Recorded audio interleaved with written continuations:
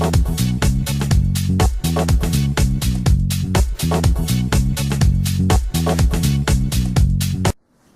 الله الرحمن الرحيم. جريدة أعمال الجماعات والجهات تتواجد مع السيد النائب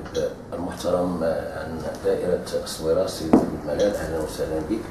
في موقع جريدة أعمال الجماعات والجهات. سيد النائب المحترم، بطبيعة الحال وثقة فيكم الناس للفترة الانتدابية الثانية، ما هي أهم ملفات الموضوع الآن على المكتب ديالكم؟ شكرا الأخ. أولا بغيت نشكركم على هذه الفرصة اللي عطيتونا واللي نتواصلوا باش نتواصلوا بها مع المواطنات والمواطنين ديالنا في الإقليم وكذلك وطنيا. في البداية أولا بغيت نشكر ونعبر على الفرح ديالي وعلى الشكر ديالي للساكنة ديال الإقليم ديال الصويرة على الثقة اللي وضعوها فينا كشخص وكحزب ديال الاتحاد الاشتراكي للقوات الشعبيه، وكنتمناو ان هذاك التتويج ولا هذاك الثقه اللي عاود جددوها فينا فكانت بعد ان كان واحد العمل في الولايه السابقه اللي هو عمل مضني وعمل اللي الحمد لله عطى النتائج ديالو لا على الواجهه مثلا ديال المراقبه ولا الواجهه ديال التشريع، ولا كذلك في معالجه مجموعه من الملفات اللي كانت موضوعه عندنا واللي كانت تيبعتوها لنا الساكنه ديال الاقليم في لقاءات اللي درنا معاهم في مختلف الجماعات، اللي مشينا معاهم للدواور، مشينا معاهم الاسواق، مشينا معاهم لجميع المحطات، وكذلك في اللقاءات اللي انعقدناها في الاقليم مع مجموعه من المسؤولين اللي حاولنا نطلبوا منهم انهم يجيوا يتواصلوا معنا في الاقليم معالجه الملفات في عين المكان. اما بخصوص هذه الولايه فالتطلعات ديالنا تطلعات كبيره، كما تعرفوا الاقليم ديال الصويرة فهو اقليم شاسع. اولا المساحه ديالو اللي هي شاسعه وفيه مجموعه من الجماعات اللي في الغالبيه ديالها جماعات قرويه، اللي تعرفوا بان الجماعات القرويه والاكراهات اللي كيعيشها العالم القروي في ظل واحد السياسه اللي كانت توجت في مراحل في تاريخ البلاد ديالنا. فانتم كتعرفوا العالم القروي المعاناه ديالو مع الماء السالح للشرب، المعاناه ديالو مع المسالك الطرقيه، المعاناه ديالو في التعليم، في الصحه، في التكوين المهني، في جميع القطاعات الحيويه خاصه القطاعات الاساسيه، دون ان نتحدث عن المساله ديال التشغيل والمساله ديال التكوين والمساله ديال الرفع من المعيشه ديال الساكنه في جميع النواحي ديالها، لا الاقتصاديه ولا الاجتماعيه ولا الثقافيه كذلك. فهذه كلها ملفات اللي احنا بصدد اننا نشتغلوا عليها وننميو الاقليم عبر كذلك التواجد ديالنا ولله الحمد في الانتخابات الجماعيه السابقه، اننا كنسيروا الان كحزب 15 جماعه في الاقليم، والتواجد ديالنا كذلك في الجماعه في التسيير ديال الجماعه الحضريه ديال الصويرة المدينه، والتواجد ديالنا في المجلس الاقليمي، وكذلك التمثيل ديالنا والشرف ديال اننا نمثلوا الساكنه عبر الجهه كنائب رئيس ديال السيد رئيس مجلس جهه مراكش اسفي. هذه كلها منافذ وهذه كلها مداخل منها نشتغلوا على اساس اننا ننميو الاقليم، وبالتنميه ديال الاقليم كتكون التنميه ديال البلاد ديالنا اللي هي بحاجه ماسه لهذا العمل، وهذه الساكنه بحاجه ماسه كذلك المنتخب مسؤول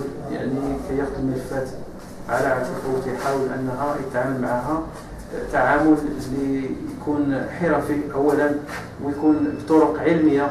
وطرق اللي ما تكونش كلاسيكيه كما كان التدبير ديال الشأن العام. فمن بين الامور اللي تعاقدنا معها مع الساكنه وحملنا فيها المسؤوليه المنتخبين ديالنا في الاقليم هي انها تكون واحد التدبير اللي يكون تدبير عقلاني فيه الحكامه وفيه يعني التعامل، يعني الطريقه ديال التدبير تكون طرق حديثه باستعمال الاساليب يعني اللي كيوفرها لنا العلم وفرتها لنا كذلك التجارب اللي الحمد لله بلادنا المغرب رائد فيها في مجموعه من القطاعات. فالحمد لله هذه كلها امور اللي حاولنا يعني ننزلوها الامر لارض الواقع وتكون استفاده مباشره ديال الساكنه ديال الاقليم ونرفعوا من المستوى ديال المعيشي ديالها في جميع القطاعات اللي تحدثنا فيها. نعم سيد النائب، بصفتكم ابن الصويره في كتلتمسوا انتم خصاص يعني في مدينه الصويره؟ هو الاقليم ديال الصويره كجميع الاقاليم ديال المملكه كاين مجموعه من القطاعات اللي هي قطاعات اساسيه اللي نذكروا منها الماء الصالح للشرب فاقليم كما تعرفوا، والجهه ديالنا الجهه ديال مراكش اسفي من بين الجهات الفقيره من ناحيه الثروه المائيه. فالفرصه المائيه في الجهه ككل فهي ضعيفه وضعيفه جدا، وكذلك الاستغلال ديال هذه الفرصه المائيه ففيه نوع من سوء التدبير، والاقليم كذلك من افقر الاقاليم من ناحيه ديال الثروه المائيه وخاصه الجنوب ديال الاقليم. فمن بين الملفات اللي احنا يعني نشوفوها مهمه هي التزود بهذا الماء الصالح للشرب اللي هي ماده حيويه وحق من حقوق الانسان وحق دستوري. فهذه المساله حاولنا نركزوا عليها في الولايه السابقه، وحنا دفعنا في اتجاه ان دار دراسه شامله للجهه من طرف المكتب المكلف ديال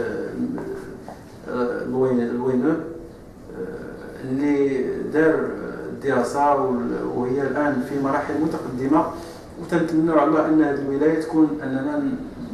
يعني نساليو مع هذه الاشكاليه ديال الماء الصالح للشرب. والموضوع الثاني واللي هو موضوع اساسي وهو الموضوع ديال الصحه اللي هو كذلك الاقليم من بين الاقاليم اللي تتعيش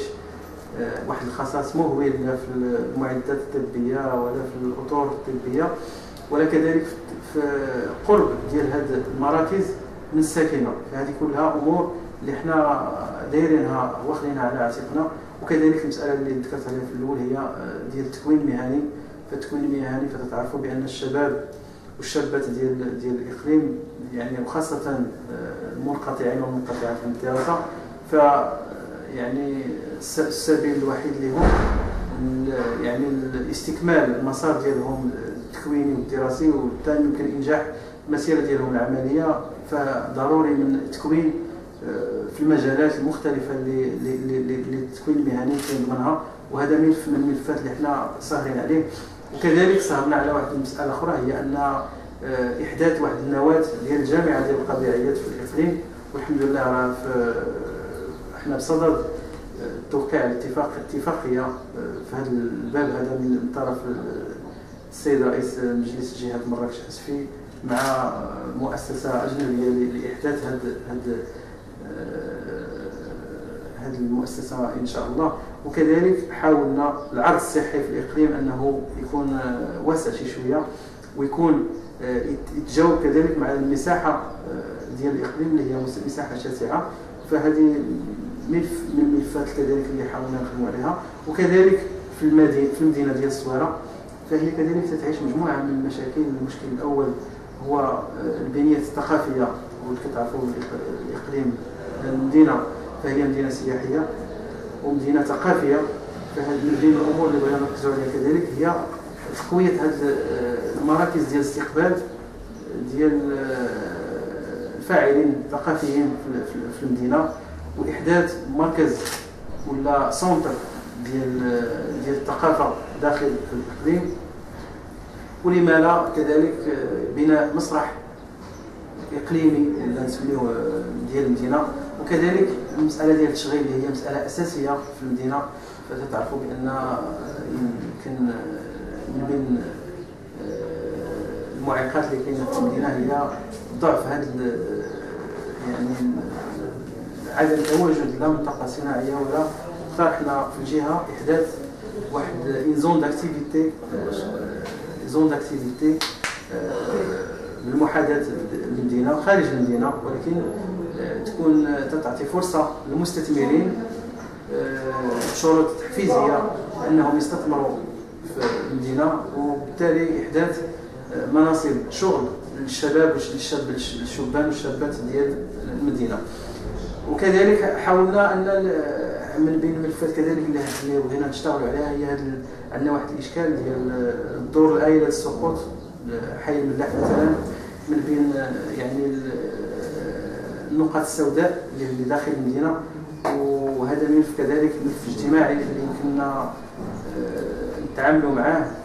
بالإشراك ديال جميع المتدخلين، منها الإسكان ومنها يعني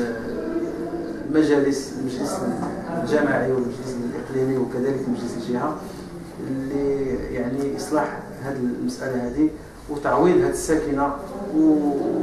واستثمار هذه يعني البنية ولا المساحة الأرضية اللي كاينة في حي الملاح لمعالجة هذه المسألة بشكل نهائي إن شاء الله. نعم.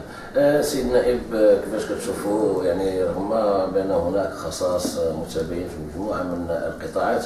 كيفاش كتشوفوا الآفاق المستقبلية ديال الإقليم؟ وبالطبع ما نكونوا إلا متفائلين، لأن بعد واحد هذا العمل اللي أنا تحدثنا عليه وبغينا نشتغلوا عليه، ف ضروري أن هذا العمل كله ما غاديش يمشي هباء، ضروري غادي تكون نتائج، واللي تنطمحوا انها تكون نتائج ايجابيه، وتكون المعالجه ديال هذه الملفات كلها اللي تحدثنا عليها، وتكون يعني الاقليم تكون عنده افاق جديده ان شاء الله، ويكون داخل في الركب التنموي اللي تعرفوا البلاد ديالنا في جميع القطاعات، وتكون الاستفاده يعني استفاده مباشره ديال الساكنه ديال الاقليم من هذه المشاريع ومن هذه الخيرات اللي الحمد لله البلاد ديالنا تتمتع بها. وتنتمناو على الله اننا نتوفقوا بمعيه الاخوان ديالنا من رؤساء الجماعات اللي تنشكرهم بهذه المناسبه على المجهودات اللي تيقوموا بها الجماعات ديالهم وبالتواجد ديالهم الدائم مع الساكنه والمعالجه ديالهم بالملفات الانيه والملفات اللي كما قلت لكم فيما سبق، هو ان الاقليم كان كيعيش مجموعه من الاكراهات، والحمد لله توفقنا لحد الان في وضع واحد التصور، واحد برنامج عمل هذا ما تبقى من هذه الولايه ديال الجماعات ديالنا، والحمد لله غاديين في الطريق الصحيح. اولا لاجل معالجه هذه الإكراهات وهذه الفوارق الاجتماعية والاقتصادية اللي كاينة في هذه الجامعات، وكذلك أننا نعطي واحد النموذج، لأن احنا في واحد الملعب اللي كجماعات كاين تنافس بين الجماعات، وكاين تنافس بيننا كأحزاب، وكاين تنافس بين يعني الأطر ديالنا الاتحادية اللي تشتغل داخل الجامعات، سواء في التدبير ولا كذلك في المعارضه. عندنا مجموعه من الجماعات كذلك اللي فيها واحد اطر اتحاديه اللي تشتغل بجد وتاخذ الملفات يعني بشكل قوي، وتشتغل تحاول يعني توجه العمل ديال الجماعات اللي كنتواجدوا فيها في المعارضه كذلك، باش يكون الصوت ديالنا مسموع داخل هذه الجماعات، ويكون البديل ان شاء الله في السنوات المقبله ان شاء الله. نعم. سيد النائب المحترم، كلمه اخيره هو ان كنشكركم على التواجد ديالكم وعلى المجيء ديالكم والتكبد ديالكم لعناء السفر من العاصمه الى مدينه الصويره والى الاقليم ديال الصويره، وتنتمناو ان هذا اللقاء ما يكونش الاخير، وتنتمناو النجاح للعمل ديالكم، وتنتمناو هذه المنابر الجاده اللي تشتغل بكل تجرد انها تنجح وتعطي الحكم ديالها وتنور الراي العام، وتكون بعض المشككين وبعض الناس اللي يطعنوا في العمل السياسي وفي العمل البرلماني والجماعي وفي العمل السياسي بشكل عام، انها بدون عمل سياسي جاد ما يمكنناش نوصلوا للنتائج المرجوه، وتنتمناو البلاد ديالنا انها يعني تنجح في الاوراق الكبرى اللي تفتحات، ومن بينها الدخول ديال البلاد ديالنا الاتحاد الافريقي اللي هو الحمد لله بفضل المجهودات الجباره ديال ملك البلاد. وتنتمناو ان هذه تكون مدخل الاستثمار والمدخل كذلك التعاون وتجديد يعني وتقويه العلاقات البينيه بين يعني البلاد ديالنا المغرب والدول الافريقيه اللي الهموم ديال عندنا هموم مشتركه وعندنا امال كذلك مشتركه اللي تنتمناو اننا ننجحوا في هذا الوجه اللي هو وجه مهم، وتنتمناو التوفيق للجميع. شكرا. شكرا السيد محمد ملال النائب البرلماني عن دائرة الصويرة على الحوار.